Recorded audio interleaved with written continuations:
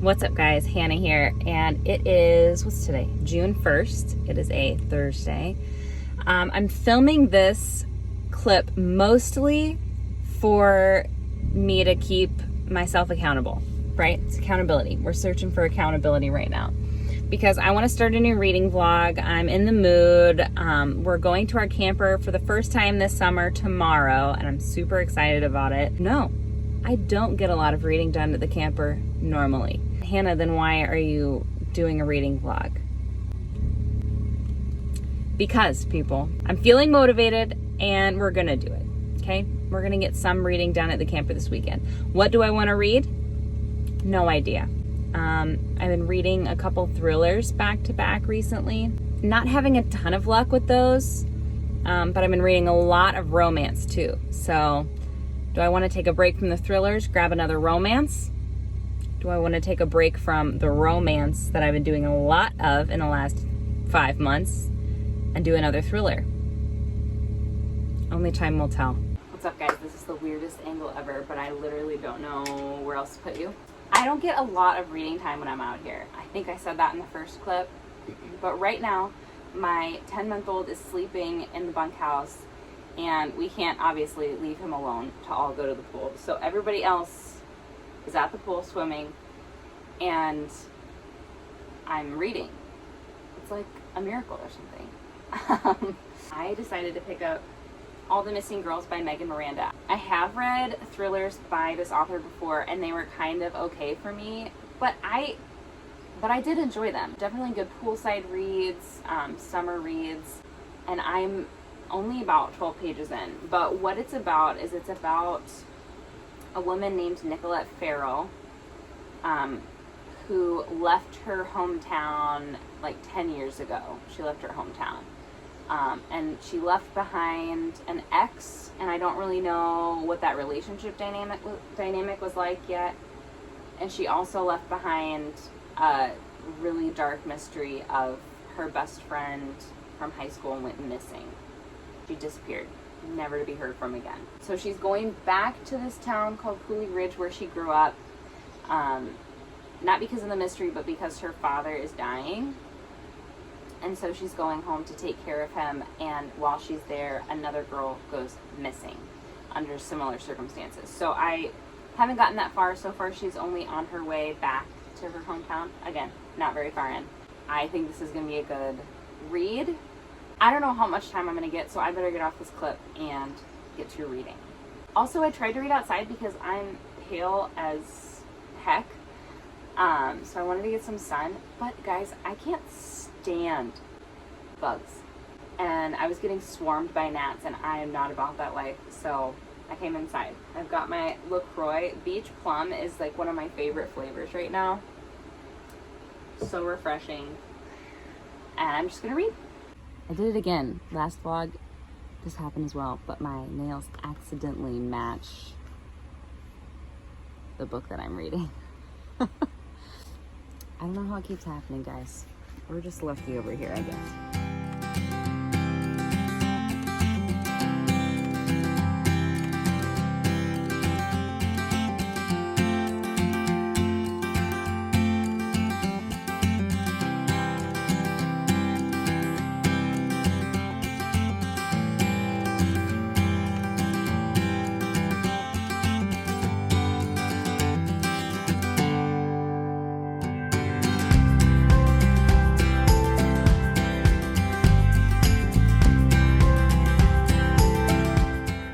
Alright guys, so we came back from the camper 2 days ago, day and a half ago, and I got about 50 pages read of the camper, actually more like 60, but that is a huge win for me, you guys, win. And then yesterday was Sunday, so we didn't have anything going on after church. It was just like kind of a rest day for us and catch up, get laundry done, whatnot. And I got to page 210. Yes, I don't have the book with me because I'm out on errands right now. So I'm just going to put it right here while I'm giving an update. I'm really enjoying it. It took me, I would say, a little over 100 pages to get in, which I don't super love. I'd rather it, really hook me in the first 50 pages. This thriller is kind of set up super different than any other thriller I've read. Her best friend from high school went missing, and this is like 10 years into the future. She's come back to her hometown because her dad is super sick, and so she's coming to take care of him. And while she's there, another girl goes missing.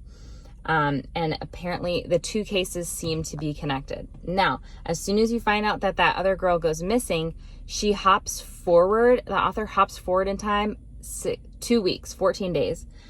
And then she goes back a day every chapter. So then it's like 14 days before, 13 days before, 12 days before, 11 days before. I can count backwards, guys. It's interesting, and it's hard to keep up with because every chapter, like, okay, you discover something, and then the next chapter you remember, oh, she hasn't discovered the thing she discovered last chapter yet. Does that make sense? That was super confusing, and I was trying to wrap my brain around it. And also, like, in the midst of these chapters, she's hopping back in time to memories around the time that the first girl went missing. It doesn't change the font when she goes into a memory. It doesn't even change a sentence or change into a new paragraph or a new section. If you miss a sentence or miss a word, then you're automatically going to be lost, and you're not going to realize, oh, she's talking about 10 years in the past. So that's kind of like, it's taking me a little bit to get used to that, but I think I'm used to it now. And so things are kind of picking up. The pace is picking up, and we're having a good time. I stayed up till like 1 last night reading, which I totally shouldn't have. I am out and about on errands, and my husband is going to his brother's house tonight. He takes our older 3 kids to go play with their cousins while he and his brother hang out. He and his brother and his grandpa and some of their buddies hang out for guys' night. And I just have my son, and so if he takes a nap or if he goes to bed early, I'll probably get some more reading done. But right now I'm out and about. I'm at Plato's Closet, actually, because I have been in a weight loss journey lately, and I've lost about 18 pounds in 3 months, which feels amazing. I'm down 2 pant sizes. And so I'm kind of at this weird point where I don't want to invest in new clothes, really, because I'm, fingers crossed, not going to fit in them in the next month or 2. So I'm kind of on the hunt for temporary summer clothes that are going to fit me in the in-between stage. Hopefully I'll find some goodies, and I will check in later. Okay, I think this angle is better. Pony, the hair is up because it is way too flippin' hot outside. I got a few goodies at Plato's Closet. Again, these are like some transition pieces that I didn't want to spend a lot of money on. I mostly like to shop secondhand anyway. I either shop secondhand at secondhand stores like Plato's Closet, or I shop at Real Deals, which is the boutique that I do marketing for. So I'm gonna show you what I got. Okay, these shorts are H&M, and again, I sized down like 2 sizes since I started losing weight. So this night got this cute little cuff. I always like a cuffed short. Guys, I'm not an influencer, okay? I'm not a clothes influencer, so I don't know how to describe clothes.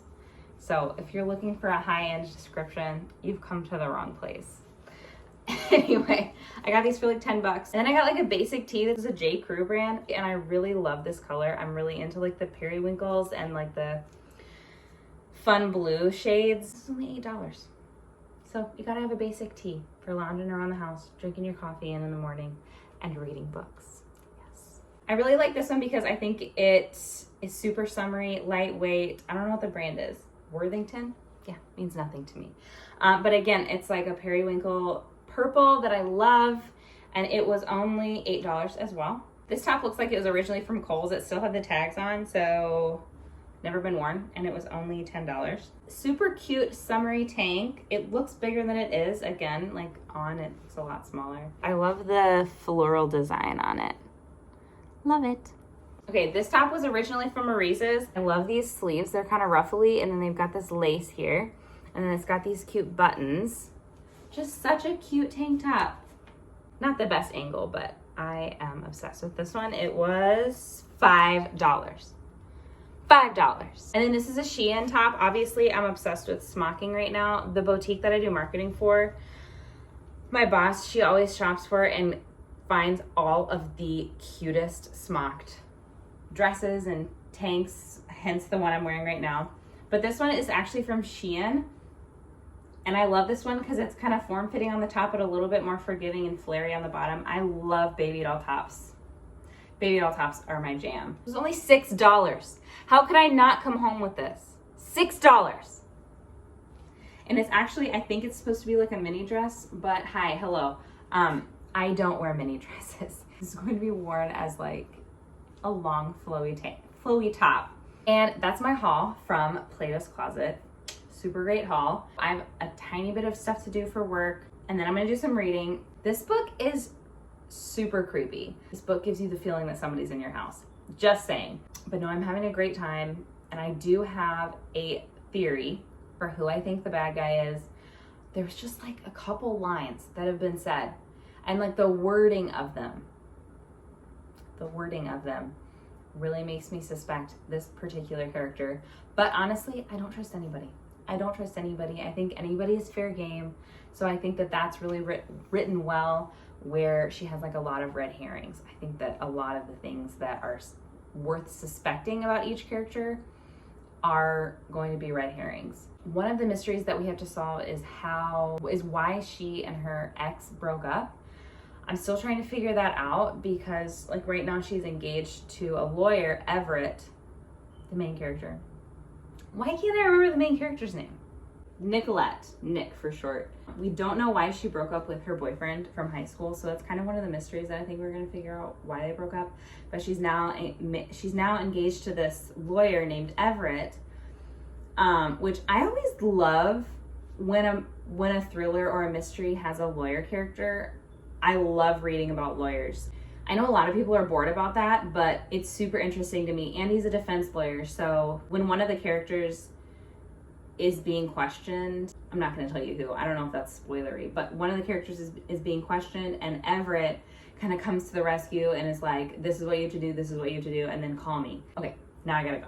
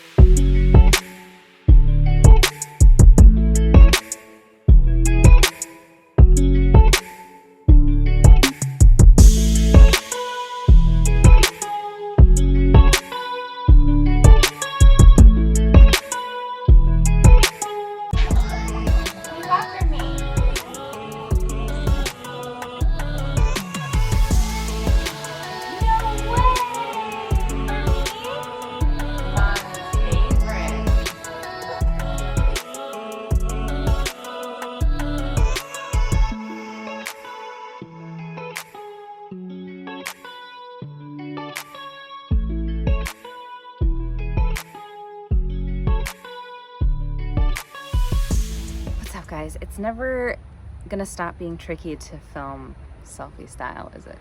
I don't think so. But anyway, I got to page 270 today. Stand by what I said last time about the timeline and the pacing of the book being kind of trippy and a little confusing. I don't know, I'm having a hard time wrapping my brain around that, but it's not like I'm not enjoying the story. I don't want it to sound like I'm not enjoying the story, because I am.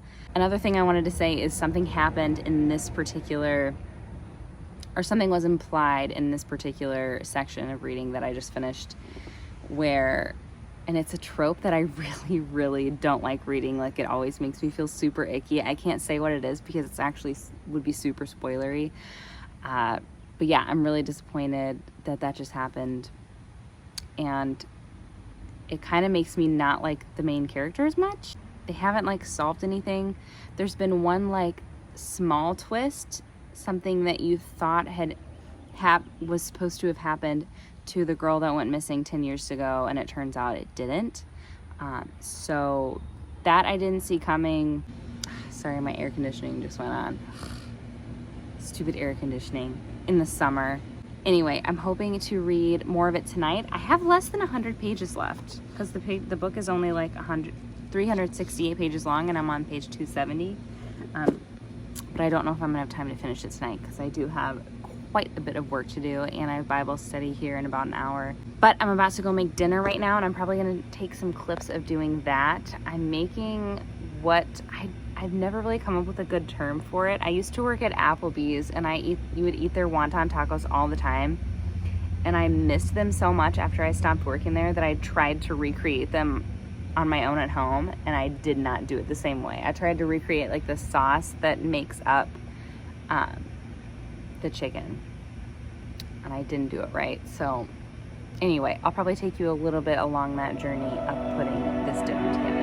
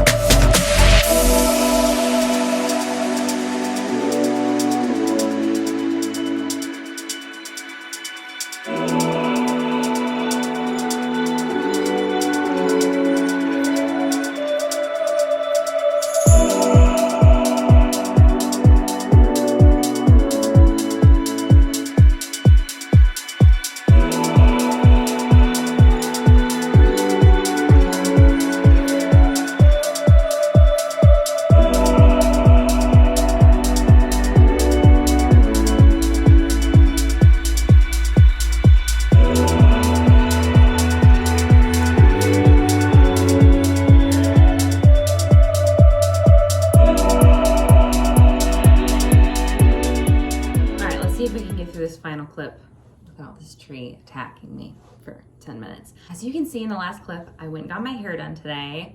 I had so much fun. I had been needing a blonding session really bad.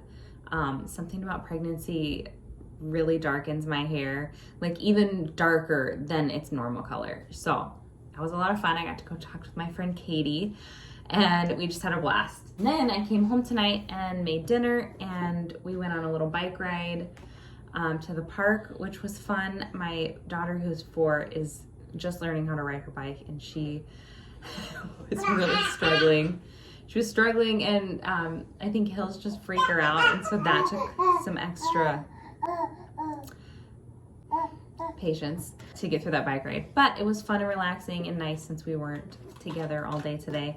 And then tonight I finished the last 30 pages of All the Missing Girls, and honestly I had a really good time reading this thriller. I thought this was really well-rounded. I thought that the twist was really good. I will say how she revealed the twist wasn't my favorite way that a twist has ever been revealed, but it was still shocking. I didn't see it coming. I was not right in my guess. I fell for the trick.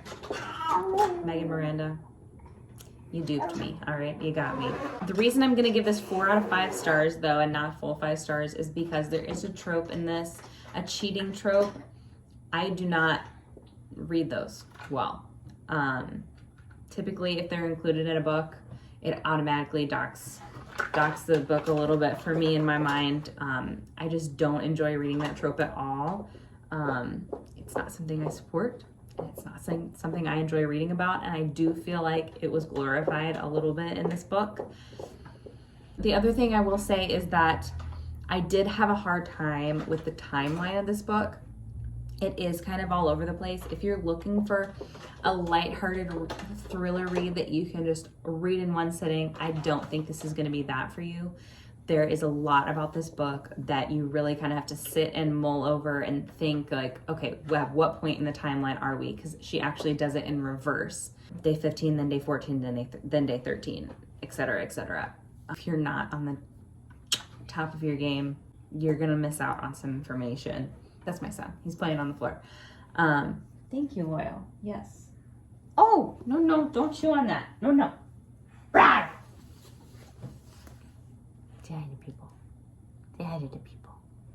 But all that to say, I'm not saying that to downplay the book or say that it's not as good because she chose to do it that way. She chose to do it that way for a very specific reason. And part of it made the twist what it was. That's what made the twist for me and helped trick me. So I don't think that she did it wrong by doing that. It was just something that you have to really pay attention to while you're reading. But all in all, I had a great time, and I'll just put a list right over here above my son's head of the trigger warnings for you. So you can see if this is gonna be a book for you. Yeah, so that is All the Missing Girls by Megan Miranda. And this is gonna be it for this reading vlog. Thanks for coming along with me. If you haven't already subscribed, go ahead and subscribe. And God willing, I will see you in the next one.